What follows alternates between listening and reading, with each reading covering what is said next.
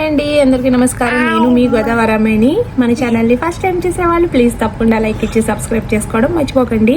మొన్నైతే వరలక్ష్మి వ్రతంకి ప్రసాదాలు చేశాను. ఆ వీడియో పోస్ట్ చేయాలి అనుకుంటూ ఇంకా 1 వీక్ పట్టేసింది. ఈ రోజైతే నేను ప్రసాదాలు ఏమేమి చేశాను, ఎలా చేశాను అనేది ఈ వీడియోలో పోస్ట్ చేస్తున్నాను. అందరూ చూసి ఎంజాయ్ చేయండి. ముందుగా అయితే మనం ఏ రోజైనా సరే పూజ చేస్తున్నాము అంటే మార్నింగ్ లేచిన వెంటనే ఫస్ట్గా తలంటేసుకుని వచ్చిన తర్వాత మనకు అసలు ఏమేమి కావాలి, ఏం చేయాలనుకుంటున్నామో వాటికి సంబంధించినవి అన్నీ కడిగేసుకుని నీట్గా పెట్టేసుకోవాలి.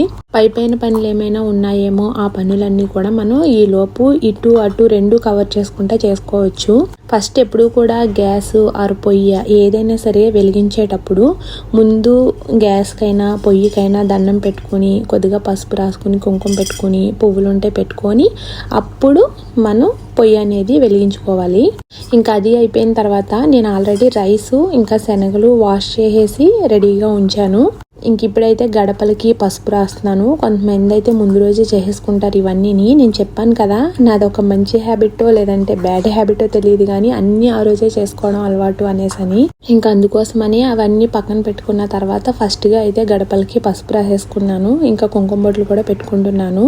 ఇక్కడ మన గడపల్లాగా చక్కగా అందంగా గడపలు అయితే ఉండవు కదా, మనకు ఉన్నంతలోనే ఏ ద్వారాలు అయితే ఉన్నాయో వాటికే మనం చక్కగా పసుపు రాసేసుకొని ఇలాగా కుంకుమ అవి పెట్టేసుకున్నాను. కొంతమందికి అయితే ముగ్గు వేసుకోవడానికి కొంచెం గరుకుగా ఉంటుంది నేల, అలాంటి వాళ్ళు చక్కగా ముగ్గు పెట్టుకుంటారు. నాకైతే మొత్తం టైల్స్ అన్ని కూడా బాగా నునుపుగా ఉండేవన్నమాట, అసలు ఏం పెట్టుకోవడానికి ఉండదు. అందుకే ఇంకా స్కెచ్లతో ఇలా గుమ్మాల దగ్గర మాత్రం డిజైన్స్ వేసుకున్నాను. ఇక ఈ పని అయిపోయిన తర్వాత పసుపు నీళ్ళు అయితే కలిపేసుకొని ఇల్లంతా పసుపు నీళ్ళు జిమ్మేసుకున్నాను. దాని తర్వాత దేవుడి దగ్గర సామాన్లు కూడా వాటర్లో వేసి నానబెట్టి ఉంచాను. నా దగ్గర ఎన్ని భారీ సామాన్లు అయితే లేవు, ఈ కొన్ని సామాన్లే ఉన్నాయి. 2 స్టవ్ల మీద 2 రైస్ ఐటమ్స్ అయితే పెట్టాను. ఇవైతే ఉడుకుతూ ఉన్నాయి. ఒకటి వచ్చేసి పులిహోరకి, ఇంకోటి వచ్చి క్షీరాన్నంకి. ఇంక ఈ లోపు పక్కనే దేవుడి దగ్గర సామాన్లు కూడా కడిగేసుకున్నాను. చూడండి భలే ఎంత తెల్లగా వచ్చినాయోను.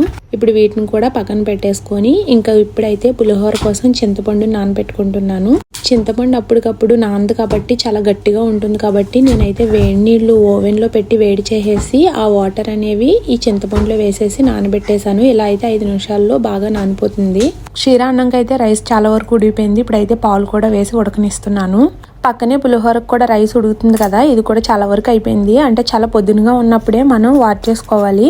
అది కొంచెం మగ్గేటప్పుడు మళ్ళీ బాగా ఎక్కువ ఉడికిపోయినా కూడా పులిహోర కలుపుకునేటప్పుడు బాగా మెతుకులు అనేవి అంటుకుపోతాయి అనమాట. ఇలా పొద్దునగా వాట్ చేసుకోవడం వల్ల పొడిగా ఉంటుంది పులిహోర మనం చేతితో కలుపుకున్నప్పుడు.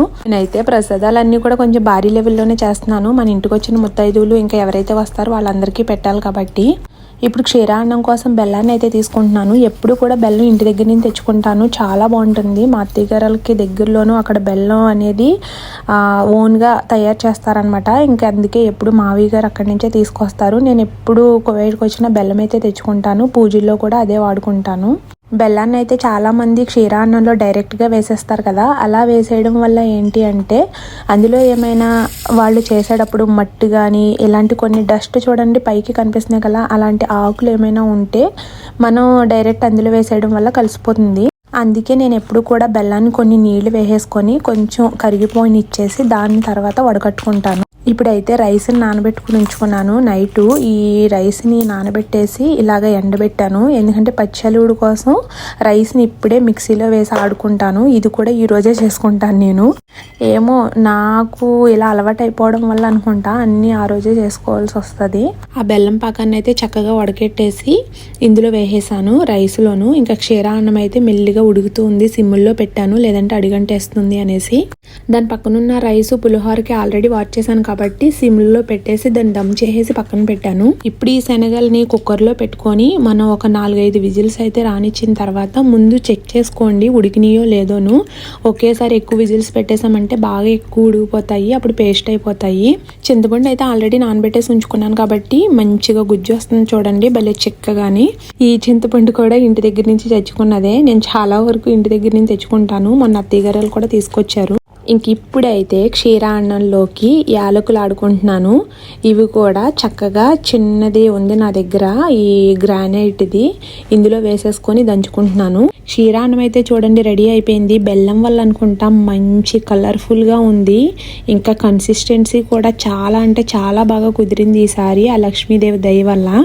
ఇప్పుడైతే పులిహోరలోకి వెళ్ళిపోదాము. పులిహోరకు సంబంధించిన తాలింపు అరుసులు కొన్ని వేసుకొని ఇలా ఫ్రై చేసుకుంటున్నాను. ఇందులో ధనియాలు వేసాను ఎక్స్ట్రా కానీ, ఎందుకంటే ఇవి వచ్చేసి పులిహోరలో వేయడానికి ఒక పౌడర్ తయారు చేసుకుంటాం కదా, ఆ పౌడర్ కోసమని కొద్దిగా ఫ్రై చేస్తున్నాను వీటిని, ఆయిల్ ఏమీ వేయకుండా.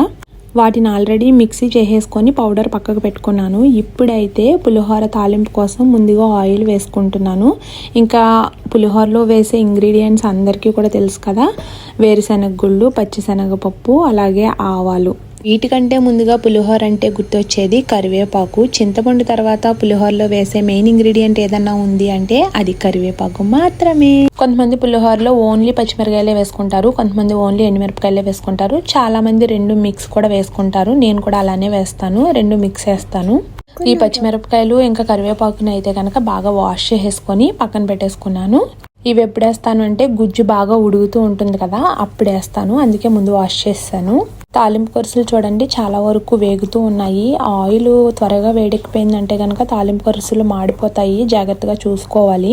ఇందులో అయితే ఆల్రెడీ చింతపండు గుజ్జు పులుసు వేసుకున్నాను. ఇప్పుడైతే ఈ కరివేపాకు, పచ్చిమిరపకాయలు, ఇంకా ఉప్పు, పసుపు కూడా వేసేసుకుంటున్నాను. ఇంకో విషయం, పసుపు కూడా ఇంటి దగ్గర నుంచి తెచ్చుకున్నదే. ఇంటి దగ్గర నుంచి తెచ్చుకున్న పసుపు ఎప్పుడూ కూడా కలర్గా ఉండదు, ఎందుకంటే సొంతంగా మనం ఆడించుకున్నామంటే అది ఒరిజినల్ కలర్లో ఉంటుంది. అందుకే మన కర్రీస్ అన్నీ కూడా అంత కలర్ఫుల్గా కనిపించవన్నమాట. ఇదే మంచి పసుపు. నేను ఇందాక ఆల్రెడీ పొడి చేసుకుని పెట్టుకున్నాను కదా, ఆ పౌడర్ను కూడా వేసేసాను. అది వేసిన వెంటనే కన్సిస్టెన్సీ చూడండి ఎలా అయిపోయిందో. ఇప్పుడు వరకు బాగా లూజ్గా ఉంది కదా, ఇప్పుడు థిక్గా అయిపోయింది. ఆ గుజ్జును పక్కకు పెట్టేసి ఇప్పుడు శనగల కోసం మళ్ళీ వేరే తాలింపు వేసుకుంటున్నాను. శనగలు కూడా వేసేసాను. శనగల్లో తాలింపు వేసేసిన తర్వాత ఓన్లీ ఉప్పే కదా వేసుకుంటాము, ఎందుకంటే కారం అలాంటివి వేయం కదా పూజ దగ్గరికి. నార్మల్గా మనం చేసుకున్నప్పుడు కారం వేసుకోవాలి, ఇంక ఇలాంటప్పుడైతే ఎండుమిరగాయల కారం సరిపోతుంది. కొంచెం ఉప్పు వేసుకొని ఫ్రై చేసుకుంటే అయిపోతుంది. గుజ్జు కూడా మనకి బాగా చల్లారిపోయింది, ఎందుకంటే పులిహోరలోను మనం చల్లారకుండానే వేసి కలిపేసామనుకో మన చేతులు కాలిపోతాయి, కాబట్టి మంచిగా చల్లారిన తర్వాత అప్పుడు వేసుకోవాలి. నేనైతే కొన్ని తాలింపు కొరుసుల్ని రైస్లో ఆల్రెడీ వేసేసాను. ఇందాక ఫ్రై చేసేటప్పుడే కొన్ని తీసేసాను, ఎందుకంటే గుజ్జులో వేసి ఉడికేవి కొంచెం క్రిస్పీనెస్ అనేవి తగ్గిపోతాయి, మరీ అంత కరకరలాడుతూ ఉండవు. అందుకే కొన్ని మనం ఫ్రై చేసేటప్పుడే తీసుకుని ఇలా రైస్ మీద వేసేసుకున్నామంటే అవి క్రిస్పీగా ఉంటాయి. ఇక ఈ గుజ్జును కూడా వేసేసి పైన అంతా వేసి ఇంకొంచెం వేడిగా ఉంది అనిపించింది నాకు, అందుకే మొత్తం అంతా స్ప్రెడ్ చేసుకొని అలా పెట్టుకున్నాను. నేనైతే ఈ వంటలన్నీ చేసేటప్పుడు మంచిగా ఎండ పడుతూ ఉందనమాట. నా పులిహోరలోకి కూడా మంచిగా ఎండ తగులుతూ ఉంది, అందుకే భలేగా కలర్ఫుల్గా అనిపించింది. చేసేటప్పుడు చాలా హ్యాపీగా అనిపించింది. ఈ ప్రసాదాలు చేసేటప్పుడు మంచిగా ఎండ పడుతూను. ఫైనల్గా అయితే చేత్తో పులిహోరని యమ్మీగా కలిపేశాను. లాస్ట్ ఫైనల్ టచ్ ఏంటి అంటే క్షీరాన్నంలోకి జీడిపప్పులు ఒకటి ఫ్రై చేసుకుంటున్నాను. నాకు కిస్మిస్ అంటే అంత ఇష్టం ఉండదు, అందుకే ఎప్పుడు కిస్మిస్ని వాడను, ఎప్పుడు ఓన్లీ జీడిపప్పు మాత్రమే ఫ్రై చేసేసుకొని వేసేసుకుంటాను. నేనైతే ఈ వేలో చేసుకుంటానండి నేను అమ్మవారికి పెట్టే ప్రసాదాలన్నీ కూడా. ఫైనల్గా చెప్పాలంటే ఇవి నా ప్రసాదాలండి: పులిహోర, క్షీరాన్నం, దద్దోజనం, ఇంకా పచ్చనిమిడి, వడపప్పు, శనగలు. కొంతమంది ఇంకా చాలా రకాలు కూడా చేసుకుంటారు. నేను ముందు నుంచి ఇవే చేసుకున్నాను. నా స్తోమత బట్టి నేను ఇవే పెట్టుకుంటాను ఎప్పుడు అమ్మవారికి. అత్తగారు అయితే బూర్లు, గార్లు, కుడుములు అవన్నీ కూడా చేసి పెట్టుకుంటారు. నేనైతే ఈ వెరైటీస్ పెట్టుకుంటాను. నేను ఎప్పుడు ప్రసాదాలు చేసుకునే పద్ధతి, పెట్టుకునే విధానము అంతా కూడా ఇలానే ఉంటుందండి. అలానే మన వీడియో నచ్చి ఉంటే ప్లీజ్ లైక్ ఇచ్చి, షేర్ చేసి, సబ్స్క్రైబ్ చేసుకొని నాకు ఇలానే సపోర్ట్ చేయండి.